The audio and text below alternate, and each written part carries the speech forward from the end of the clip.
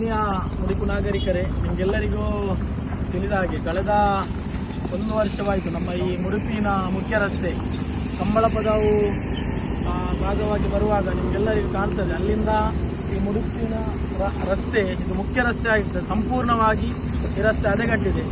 ಇಲ್ಲಿ ವಾಹನ ಸಂಚಾರಕ್ಕೆ ತೊಡಕು ಉಂಟಾಗಿದೆ.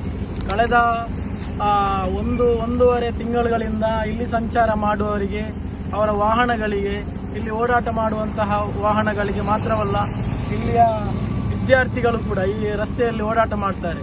ಈ ವಾಹನಗಳು ಗುಂಡಿಗೆ ಬೀಳುವಾಗ ಆ ವಿದ್ಯಾರ್ಥಿಗಳು ಆ ಸೈಡಲ್ಲಿದ್ದರೆ ಅದರ ಕೆಸರಾಗಿರ್ಬೋದು, ಕಲ್ಲುಗಳಾಗಿರ್ಬೋದು, ವಿದ್ಯಾರ್ಥಿಗಳು ಇಲ್ಲಿ ಸಂಚರಿಸುವವರ ಮೇಲೆ ಬೀಳ್ತದೆ. ಹಾಗಾಗಿ ಈ ಹೊಂಡ ಗುಂಡಿಗಳನ್ನು ಇಲ್ಲಿಯ ಸ್ಥಳೀಯ ಪಂಚಾಯತ್ ಸದಸ್ಯರು, ಅದರೊಟ್ಟಿಗೆ ಇಲ್ಲಿ ಚುನಾಯಿತ ಅಭ್ಯರ್ಥಿಗಳು, ಸನ್ಮಾನ್ಯ ಇಲ್ಲಿಯ ಶಾಸಕರಾದ UT ಖಾದರ್ ಅವರು ಈ ರಸ್ತೆಯನ್ನು ಗಮನಿಸಬೇಕು. ದಯವಿಟ್ಟು ಆದಷ್ಟು ಬೇಗ ಈ ಒಂದು ರಸ್ತೆಯ ಹದಗೆಟ್ಟಿರುವಂತಹ ಈ ರಸ್ತೆಯನ್ನು ಸಂಪೂರ್ಣವಾಗಿ ಸರಿಪಡಿಸಬೇಕು.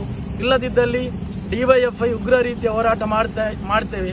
ಇವತ್ತು ನಾವು ಪ್ರತಿಭಟನೆಗೆ ಅಂತ ಬಂದದಲ್ಲ, ಇಲ್ಲಿ ನಮ್ಮ DYFI ಕಾರ್ಯಕರ್ತ ಇದ್ದುದರಿಂದ ಇದನ್ನು ನೋಡಿ ತಕ್ಷಣ ನಾವು ಇಲ್ಲಿ ಸೇರಿದ್ದು ಅಂತ ಮಾತ್ರ.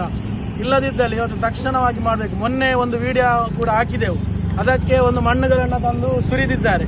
ಅದರಿಂದ ಇವತ್ತು ಮತ್ತೆ ಹೊಂಡ ಸೃಷ್ಟಿಯಾಗಿ ಅದರಿಂದ ಧೂಳುಗಳು ಎದ್ದು ಮಣ್ಣುಗಳು ಮೇಲೆ ಬಂದು ಮಕ್ಕಳಿಗೆ ಓಡಾಟಕ್ಕೆ ತುಂಬ ಸಂಚಾರಕ್ಕೆ ಟೋಟಲಿ ಆಗಿ ಇಲ್ಲಿಯ ವಾಹನ ಸಂಚಾರಕ್ಕೆ ತೊಡಕು ಆಗಿದೆ.